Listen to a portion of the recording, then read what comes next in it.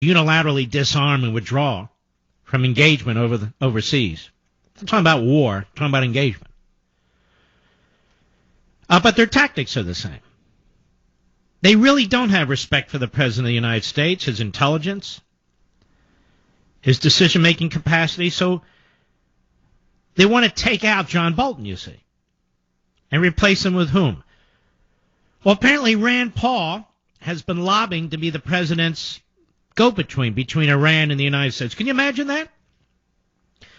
And my question that I put on my social sites was, well, will Rand Paul be representing us or the Iranian regime? Because so far he's palling around with the foreign minister of Iran. Now, the radical kook libertarians came on my site and they got very upset, didn't they, Rich? How dare I say such a thing? What do you mean, how dare I say such a thing? Been saying it for years. Rand Paul's a chip off the old man's block. Ron Paul. Another kook. That's right, I said it. That great newsletter he used to have. Remember that one? Oh, yeah, about the Jews in Israel. Why kick up dust? But I don't trust Rand Paul when it comes to foreign policy. He's an ideologue. I am not an ideologue when it comes to foreign policy. You need to have prudence. That is, you can't have an ideology other than you want to protect America, of course. Prudence means you look at every situation and you make a determination based on that situation, what's in our best interest, the capacity of the enemy or the would-be enemy, and so forth. It's not, you know what, we've had enough of this. You can't just say we've had enough of it, because they may not have had enough of it. So when you think in terms like that, you're no different than Bernie Sanders, or frankly, Ilhan Omar. In terms of foreign policy, Rand Paul pretty much shares their foreign policy. I'm sorry to be critical. I'm just trying to speak the truth. So when Rand Paul says, you know, he wants to be the go-between, according to, he wants to be the emissary, Trump's emissary to Iran, it's more like Iran's emissary to the United States as far as I'm concerned. See, Rand Paul's afraid that the president will get us into a war. He may or may not. But it won't be because of him. It'll be because of the Iranian regime. I also don't understand. The Iranian regime is really on its back economically. It's shipping 10% of the oil it used to ship just 2 years ago. It's got 75% inflation. So many millions of Iranians are under the iron fist of the Islamo-Nazi regime in Tehran and do not wish to be. Unlike North Korea, Iran doesn't have nukes yet. Iran is invading its neighbors. Iran is threatening with ICBMs and nuclear warheads to fire into the United States. And Iran has killed thousands of American troops. People say, well, let's, what are we looking for a fight? We're not looking for anything. Iran is an enemy. Not because of anything we're doing, but because Iran is an enemy. So I point that out because, Rand Paul wants to be our emissary to Iran. This is from Politico. Over a round of golf this weekend, Rand Paul asked President Trump's blessing for a sensitive diplomatic mission. Paul proposed sitting down with Iranian Foreign Minister Javad Zarif. Now, it's this Javad Zarif who's going around trying to get the president to fire John Bolton. So the foreign minister of Iran is trying to get the president to fire John Bolton. The propaganda machine in Iran can be heard on cable TV. The propaganda machine in Iran is being repeated by Rand Paul. Paul proposed sitting down with the Iranian foreign minister, Javad Zarif, to extend a fresh olive branch on the president's behalf. The aim to reduce tensions between the two countries. Trump signed off on the deal. I just hope he doesn't get sucked into this. I really do, because Rand Paul is the wrong guy to be running interference, to be running point. With Zarif in New York City this week for UN meetings and private sit-downs with journalists and think tank experts. Thus prospect of the dovish Kentucky, he's not a dovish, he's a code pink ideologue.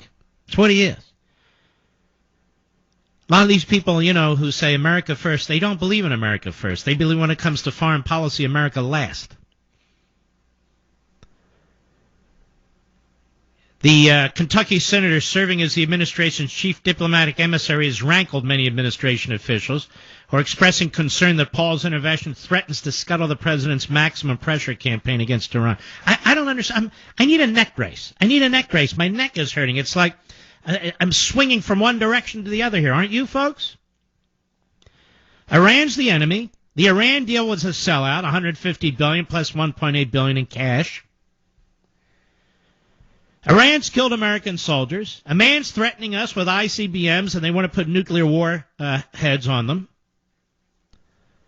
And now, let's talk to Iran. What? Let's talk to Iran? Why would we talk to Iran when they're in trouble? It's unclear whether the senator, that is Rand Paul, will meet with Zarif. He and his office declined multiple requests for comment. Why? Go ahead and comment. But the president's willingness to tap Paul as the go-between with a top Iranian official is a demonstration of both his unorthodox approach to foreign affairs and his continuing desire, even as his aides threaten to squeeze Iran till it capitulates to the U.S. demands, to entice the Islamic Republic's leaders to the negotiating table. Well, I'll say this. The president's foreign policy has been outstanding, but this is a banana peel. This is a banana peel. His pressure on Iran is working. The regime is shaky. The only way, hear me, the only way to prevent Iran from getting nukes is for that regime to fall. Otherwise, they're going to get nukes. And so your children and grandchildren are going to have to deal with this. And can you imagine an Iranian regime with nuclear warheads? And can you imagine, we'll be long gone, those of us who are parents and grandparents. It'll be your children and grandchildren who have to deal with the blackmail and the threats and all the rest. I don't think our generation should do that to our children and grandchildren. I'll be right back. So my wife is traveling from New Jersey back to Virginia. And she was helping her mom up in New Jersey. And she made a stop at a place that's now called, ready for this, the Joe Biden Welcome Center. Now, you truckers out there and others who drive along 95 and various highways and so forth, you know what a Welcome Center is. They have bathrooms, usually a Burger King and maybe a soft pretzel place, and you can get gasoline. And did I mention they have bathrooms? So Wilmington has appropriately named the right place after Joe Biden, the Joe Biden Welcome Center. I'm sure it's a very welcoming place, Mr. Producer. Back on Iran. There are propaganda efforts in this country. We learned about the Russian efforts. The Chinese do the same thing. The North Koreans do the same thing, and the Iranians do the same thing. What does Iran want today? Iran does not want further sanctions. The administration can put in place 7 more significant sanctions rather than giving waivers. The regime, its economy is crushed. Now, you need to understand how this regime functions. It's like a mob family. Obviously, it's driven ideologically through its religious positions. But it's more than that. They divide the country up. They divide it up geographically among mullahs. They divide up the various industries. By the way, the Palestinian Authority and Hamas do exactly the same thing. Abbas's kids control the cement works and stuff like that. Well, Iran works the same way. The mullahs are not in mosques praying all day, every day. And the mullahs in Iran, many of them at the senior level who report directly to the head Islamo-Nazi, they're on the take. They're on the payroll. And as long as they support him and do what he says, they and their families are taken care of. So they divide the economy up. And it's hurting. Their economy is hurting. So why would we... I'm just, as a logical matter, forget who the president is, forget about Rambo, forget about... How many years have we heard it's the leading sponsor of terrorism? How many years did we hear they made these IEDs, which were used to kill American soldiers in Iraq, blow off limbs, blind them, and on and on and on? And how many times were we told that these sanctions are very, very important because it's a very dangerous regime? Now, they were always going to pretend they wanted to negotiate because they lie.